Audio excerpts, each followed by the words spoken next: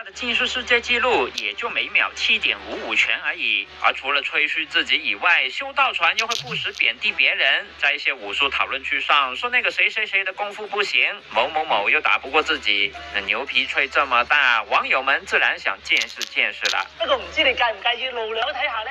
唔係信你唔過啊！我哋大家想學下嘢咁咋。2003年1月，修道傳的惹火言論終於引起了另一位叫 Nobody Here 的武術愛好者不滿，並且主動向對方發起約戰。為了避免有任何戰敗的借口， Nobody 只提出打1回合30分鐘沒有休息的要求，其餘就隨便由修道傳來定。於是修道傳就提出以下規則，包括雙方必須戴護甲、頭盔、護腿和拳套，不能用拳打頭，沒有低戰，其中一方倒地就要及時分開，還有不能使用關節技。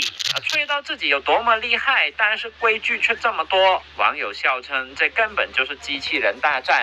後來修道傳也妥協，把所有規則取消了，只是把30分鐘1回合改成2分鐘1回合。最終雙方在2003年1月25號約戰於旺角花園街市政大樓的10樓活動室，大戰一觸即發。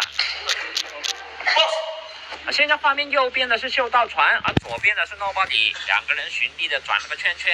Nobody 出拳了 ，Nobody 出拳了，拳速非常快，不過修道傳也都擋住了。哇，這一腳踢得非常響啊，好像很痛的樣子。哎，兩個人抱在一起了，修道傳嬌喘一聲倒